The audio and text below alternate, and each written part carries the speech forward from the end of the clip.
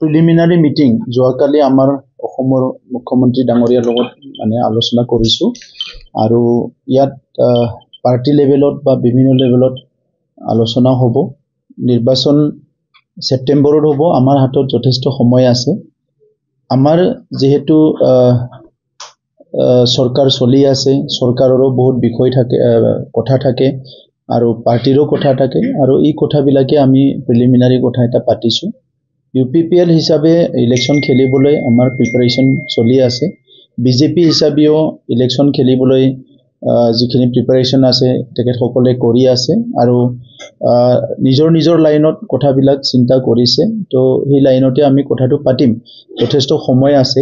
তো সেইকাৰণে আজিয়ে কিবা এটা সিদ্ধান্তত আমি উপনীত হৈছো, এইটো কোৱাটো ঠিক নহ'ব। কিন্তু UPPL হিসাবে আমি বিটিআৰ অঞ্চলত আমাৰ UPPL মডেল অফ পলিটিক্স ভাৰতত স্বাধীনতাৰ 78 ইয়াৰ্ছ হ'ল আৰু এইখিনি সময়ত ভাৰতৰ চুকে কোণে এইটো ট্ৰাইবেল এৰিয়াই হওক বা বিভিন্ন এৰিয়াই হওক, ভাৰতৰ যিটো ডেমক্ৰেসি সেইটো ডিপ ৰুটেড হৈ গৈছে।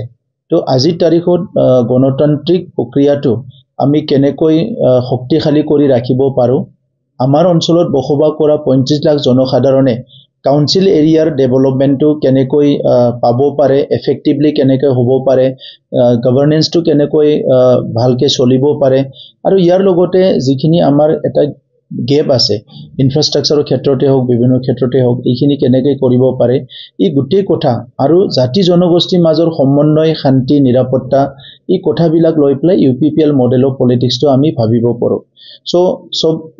সব আমাৰ পাৰ্টিৰে নিজৰ নিজৰ মডেল আছে, নিজৰ নিজৰ চিন্তা আছে, নিজৰ নিজৰ অবজেক্টিভ আছে। UPPLৰ অবজেক্টিভটো হৈছে বিটিআৰ অঞ্চলত স্থায়ীভাৱে শান্তি থাকিব লাগিব, সবে নিৰাপত্তা পাব লাগিব আৰু স্বাধীনতাৰ পৰা নোহোৱা কিছুমান কাম, ভূমিৰ সমস্যা, সামাজিক কিছুমান সমস্যা, ডিসপ্লেসমেন্ট হৈছে, এইবিলাক ৰিহেবিলিটেশনৰ সমস্যা, এই গোটেই সমস্যাবিলাক পাৰ্মানেন্ট সেটেলমেন্টৰ কাৰণে আমি কাম কৰি আছো। বিজেপি তৰফৰ পৰা আমি দেখিছো কি এজনকৈ মন্ত্ৰী ডিস্ট্ৰিক্টত দিছে। আমাৰ পৰা আমাৰ নিজৰ দলীয় যিটো পলিচি সেই মতে আমাৰো প্ৰত্যেকটো সাব ডিভিজনক আমি এখন ডিস্ট্ৰিক্ট বুলি ধৰা হয়। তাত অলৰেডি আমি এবছৰ আগৰ পৰাই আমাৰ ইনচাৰ্জ দিয়া আছে।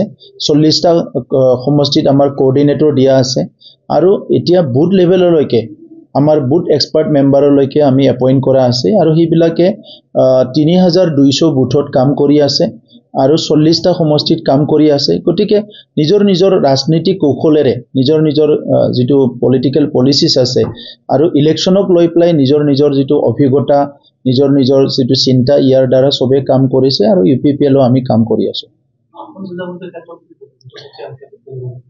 ইয়াৰ কাৰণেও যথেষ্ট সময় আছে। আজি এই কথাটো মই আসন বুজাবুজি বা এলায়েন্স ওপেন বা কিবা এই কথাবিলাক আজি নকওঁ, যিহেতু আমাৰ তাত আজিলৈকে আমি তেনেকুৱা কনক্লুজনত অহা নাই আৰু সেইটো ইমান আগত কনক্লুজনত অহাৰ কথাও নহয়। এইটো ইলেকশ্যনৰ এদিন আগলৈকে, ইলেকশ্যন নমিনেশ্যনৰ এদিন আগলৈকে বহুত অংক চলি থাকে এই পলিটিক্সত। সো সেইকাৰণে আমি খুব কমফৰ্টেবল অৱস্থাত আগবাঢ়ি আছো। এটা ডাঙৰ কথা যে আগৰ পৰিৱেশ নাই। আগত হলে বহুত আগতে ভাবিব লাগিছিলে, সেই সময়ত অলপমান মাৰামাৰি, হিংসা হিংসি হৈছিলে। তো আজি ইমান ষ্টেবল এটা অৱস্থা, গতিকে ইয়াত পাব্লিকক সম্পূৰ্ণ আমি পৰিৱেশ দিব লাগিব যাতে তেখেতসকলে চিন্তা চৰ্চা কৰি তেখেতসকলে ফ্ৰী এণ্ড ফেয়াৰ এটা ইলেকশ্যন পাব পাৰে আৰু সুস্থ চৰকাৰ এখন আনিব পাৰে। তেনেকুৱা এটা পৰিৱেশ গঢ়ি তোলাটো আমাৰ সকলোৰে দায়িত্ব বুলি মই ভাবো। फरायसाफोरनि थाखाय मोनसे फोसावथाय। सोलोंथाइ बोसोर 2025-26 नि थाखाय फरायसाफोरनि गोदानै मुं थिसननाय लानानै फैदों गसाइगाव BEd फरायसालिमाया। क'क्राझार जिल्लानि गसाइगावआव थानाय गसाइगाव BEd फरायसालिमायाव दासान्दि BA कर्सनि सेथि सेमिस्टारनि मुं थिसननाया सोलिगासिनो।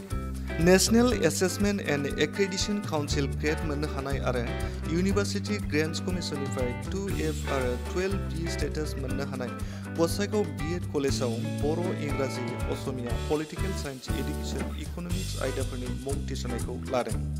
गुन गोनां फोरोंथाय होनायजों लोगोसेनो बे कलेजाव फरायसुला फरायसुलिफोरनि आलादा आलादायै हस्टेलनि खाबुबो दं आरो दानारि मासुलआ थानाय नङा।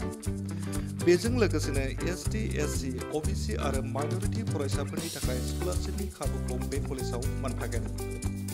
जुदि नोंथाङा गसाइगाव B.Ed फरायसालिमायाव BA सेथि सेमिस्टारनि मुं थिसननायनि बागै आबुं बाथ्राखौ मिथिनोब्ला नैबे मबाइल नाम्बार 8638077413 9101125158 नङाब्ला 8135989631 आव थोंजोङै फोनांजाब खालामनो हागोन।